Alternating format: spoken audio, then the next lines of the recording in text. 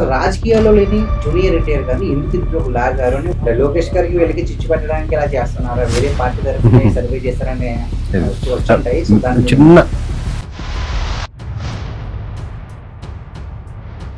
Season కాకుండా ఎవరు lead చేస్తే బాగుంటుంది.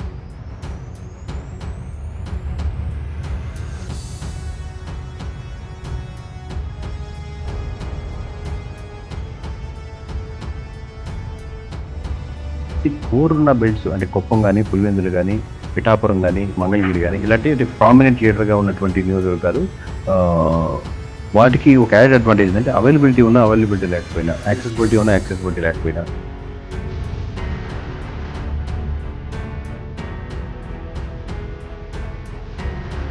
సో పులివెందుల్లో ఆబ్వియస్లీ జగన్ గారికి అడ్వాంటేజ్ ఉంటుంది. బట్ ఇంట్రెస్టింగ్లీ కూటమి తరపున ఎవరు లీడ్ చేయాలి అనుకున్న ప్రశ్న మటుకు మోర్ దాన్ 50% వరకు పవన్ కళ్యాణ్ గారికి వచ్చింది. అంటే డజన్ మీద పవన్ కళ్యాణ్ గారు పులివెందులో గెలుస్తారని కాదు. కేకే అనే ఒక సంస్థ, కేకే సర్వే వారు ఒక పార్టీ ఒక రాజకీయ పార్టీకి అమ్ముడుపోయారు అని ఒక వార్త అయితే వస్తుంది. వాళ్ళకి మీరు ఇచ్చే సమాధానం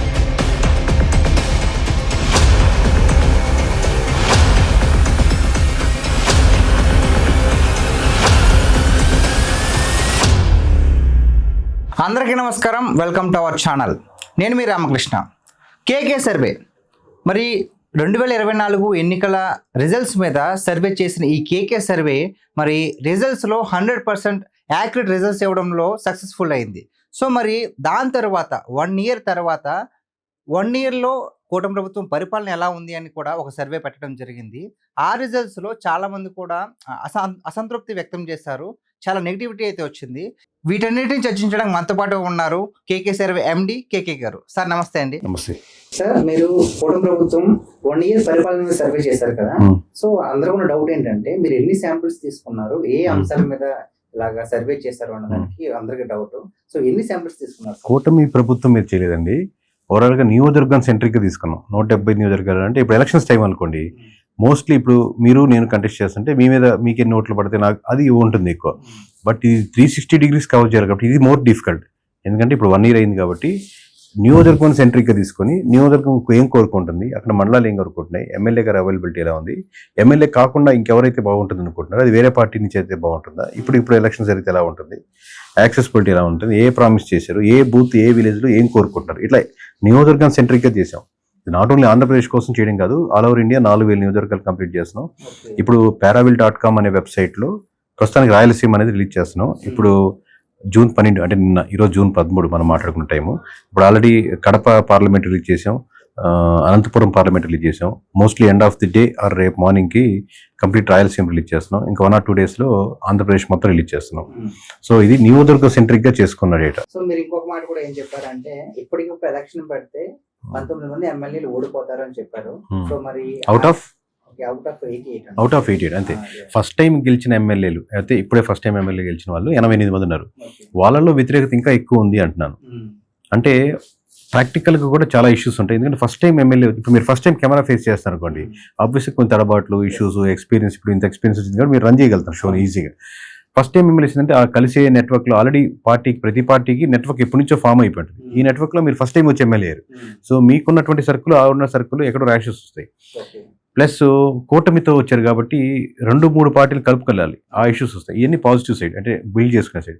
నెగిటివ్ సైడ్ కూడా లెట్స్ సే మీరు కరప్షన్ చేస్తున్నారు అనుకోండి, ఎనీ సెటిల్మెంట్, కరప్షన్, పర్సంటేజ్లు ఇవన్నీ ఓపెన్గా నెంబర్లు పక్కన పెడితే ఆల్రెడీ ఎక్స్పీరియన్స్ ఉన్నోడికి చాప కింద నీళ్ళగా చేసేదానికి ఎక్స్పీరియన్స్ ఉంటుంది, ఎక్స్పర్టైజ్ ఉంటుంది, నెట్వర్క్ ఏర్పరుచుంటారు. మీరు దాంతో మాట్లాడండి, మీరు ఈ సెక్షన్ చూసుకోండి. కొత్తగా వచ్చిన వాళ్ళకి ఎవరికి ఇస్తే ఏమవుద్దని చెప్పి తనే మొత్తం చూసుకుంటా ఉంటారు. తెలియకుండానే అది నియోజకవర్గం చిన్నది కాబట్టి, ప్లస్ రాష్ట్రంతో పోలిస్తే, ప్లస్ ఇప్పుడు ఉన్నటువంటి నెట్వర్కింగ్, వాట్సాప్ వీటిలో కాబట్టి టక్కన ఇన్ఫర్మేషన్ ఫాస్ట్గా పాస్ అయిపోతుంది.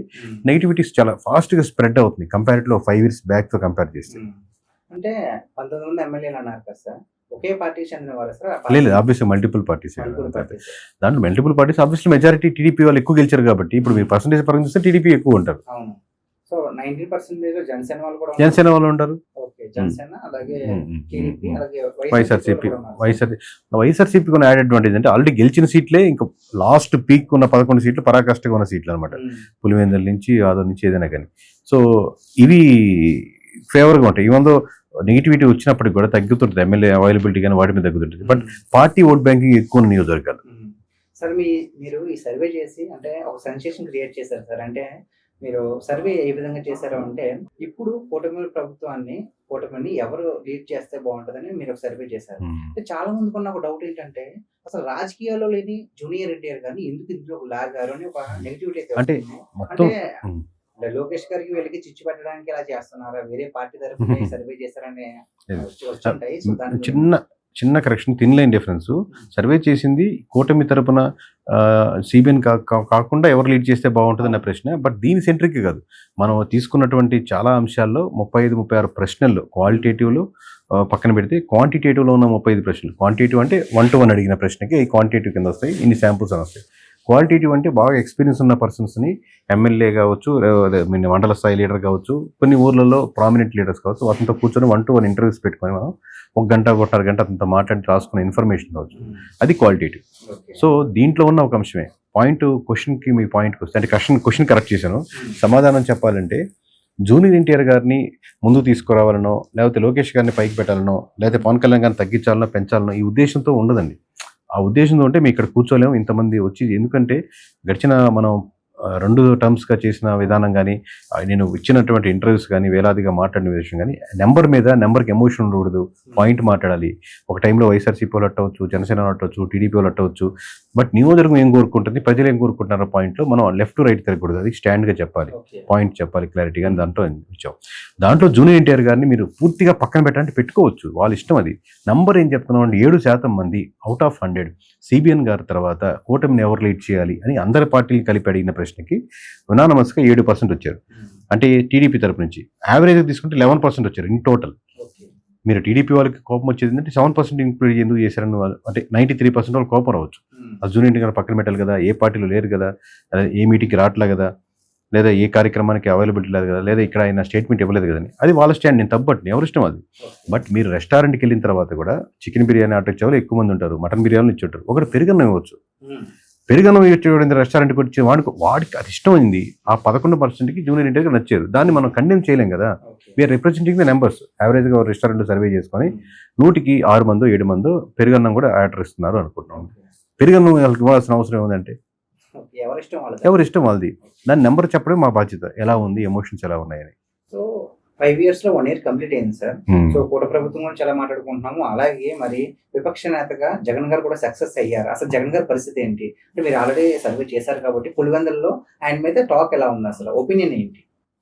కోర్ ఉన్న బెల్ట్స్ అంటే కుప్పం కానీ, పులివెందులు కానీ, పిఠాపురం కానీ, మంగళగిరి కానీ, ఇలాంటి అంటే ప్రామినెంట్ లీడర్గా ఉన్నటువంటి నియోజకవర్గాలు, వాటికి ఒక యాడ్ అడ్వాంటేజ్ ఏంటంటే అవైలబిలిటీ లేకపోయినా, యాక్సెసిబిలిటీ లేకపోయినా, వీటికి వచ్చే గ్యాప్ని ఆ లీడర్ యొక్క చరిష్మాని, లీడర్ యొక్క స్టేట్ లెవెల్లో కండెమ్ చేసేటువంటి విధానాన్ని యాక్సెప్ట్ చేస్తారు. సో పులివెందుల్లో ఆబ్వియస్లీ జగన్ గారికి అడ్వాంటేజ్ ఉంటుంది. బట్ ఇంట్రెస్టింగ్లీ కూటమి తరపున ఎవరు లీడ్ చేయాలి అనుకున్న ప్రశ్నకు మటుకు more than 50% వరకు పవన్ కళ్యాణ్ గారికి వచ్చింది. అంటే ద డజన్ మీద పవన్ కళ్యాణ్ గారు పులివెందులో గెలుస్తారని కాదు, వాళ్ళ అభిప్రాయం కూటమిని ఎవరు లీడ్ చేస్తే బాగుంటుందని. అంటే వైఎస్ఆర్సీపీ, మీరు ఓటు వైఎస్ఆర్సీపీకి ఇచ్చు, మీరు ఓటు టీడీపీకి ఇచ్చు, మీరు ఓటు జనసేనకి ఇచ్చు, బట్ కన్సాలిడేట్ కూటమిని ఎవరు లీడ్ చేస్తే బాగుంటుంది దాంట్లో అరౌండ్ more than 50% వరకు, 53% వరకు పవన్ కళ్యాణ్ గారికి వచ్చింది. పులివెందులో నియోజకవర్గం వరకే మీరు అడిగింది పులివెందులు కాబట్టి దాంట్లో ఉన్న ఇంట్రెస్టింగ్ ఫ్యాక్టర్స్ చెప్తాను. జగన్ గారు కొన్ని యాడెడ్ అడ్వాంటేజ్ చెప్తున్నాను, దాంట్లో కూటమి తరపున ఎవరు లీడ్ చేయాలంటే క్వశ్చన్కి సమాధానం చెప్తున్నాను. సో మరి అంటే లాస్ట్ టైం 164 సీట్స్ వచ్చాయి సార్ కూటమికి.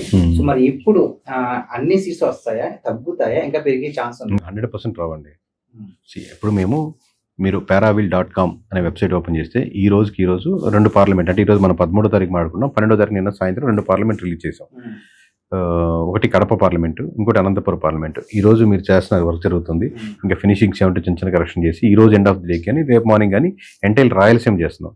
అంటే 52 నియోజకవర్గాలు చేస్తున్నాం. 52 నియోజకవర్గాల్లో యావరేజ్గా ఒక క్వశ్చన్ యావరేజ్ తీసుకుంటే దాదాపు 10 నియోజకవర్గాల్లో కూటమి రాదు. అంటే అదే 10 సీట్లు కోల్పోతుంది. ఇంతకుముందు 5 వచ్చింది అనుకోండి, ఇప్పుడు 10 సీట్లు కోల్పోతుంది. అంటే దాదాపు 15 సీట్లకి వైఎస్ఆర్సీపీ పుంజుకుంటుంది. సో ఇక్కడ సీట్లు కోల్పోతుందంటే ఇప్పుడు ఆబ్వియస్గా ఉండేది 2 పార్టీల సిస్టమ్ జరుగుతుంది, అంటే కూటమి వర్సెస్ వైఎస్ఆర్సీపీ జరుగుతుంది. కాబట్టి మీరు అడిగిన ప్రశ్న కూడా దాని టువార్డ్స్ అదే కదా. సో 10 సీట్ల వరకు ఇక్కడ కోల్పోతుంది. రాయలసీమ బెల్ట్ కూటమి 10 కోల్పోతుందంటే ఇప్పుడు ఇంకో దగ్గర ఇంకో రకంగా ఉండొచ్చు కదా.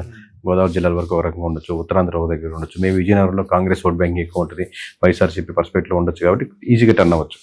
సో ఇమీడియట్గా ఇన్ని సీట్లు వస్తాయి అనేది ఇంపాసిబుల్ కేసు.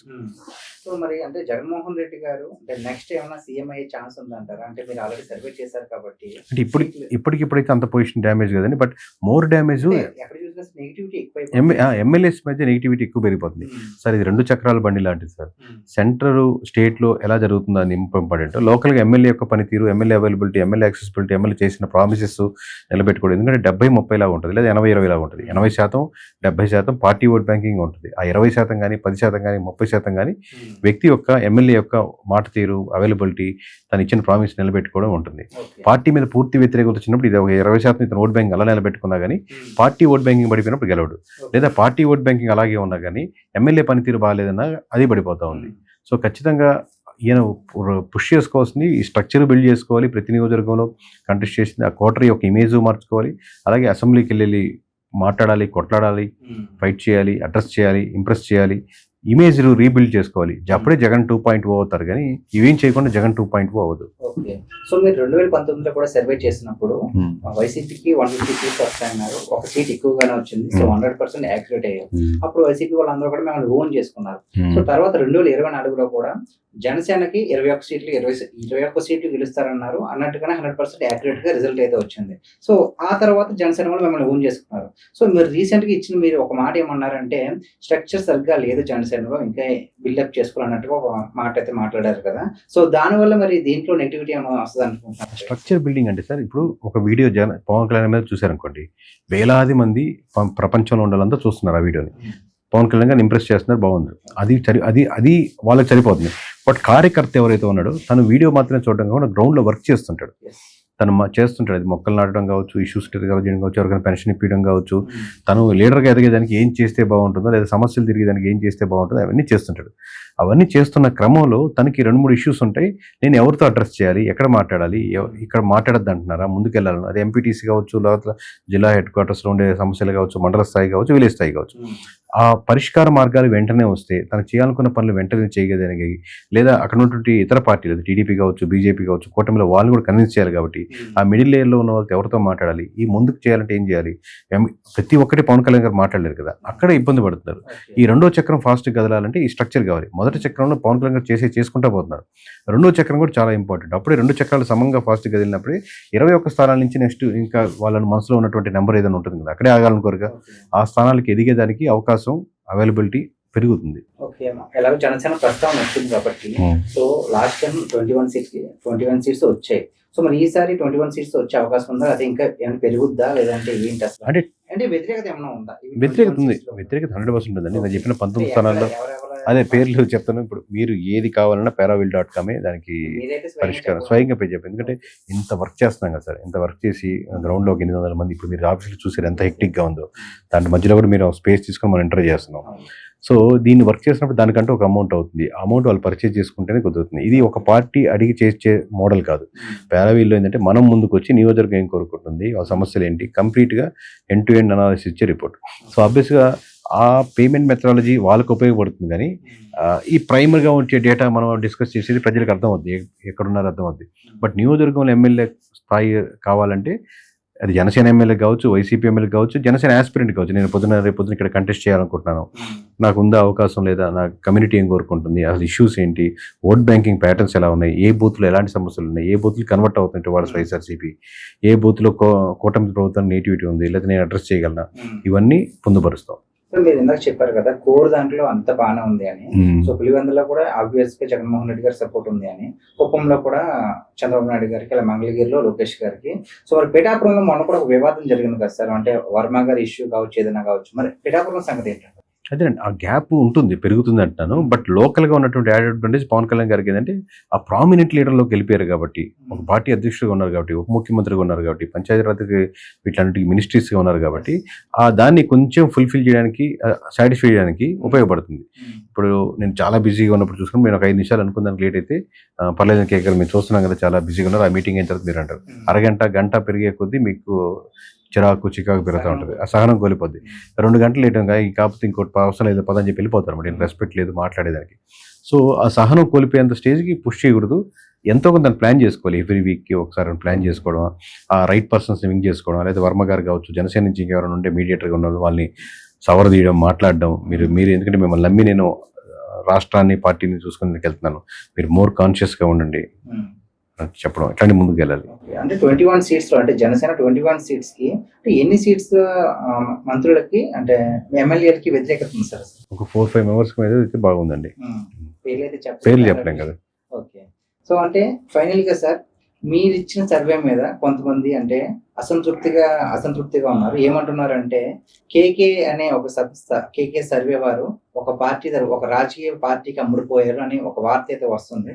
వాళ్ళకి మీరు ఇచ్చే సమాధానం? నేనేం సమాధానం చెప్పను సార్. ఇప్పుడే కదా నాకు మామూలు కెరీర్లోనే మీరు చాలా మంది వీడియోస్లో మీరు చేసేటప్పుడు కింద నెగిటివ్ కమెంట్స్ ఇవ్వచ్చు.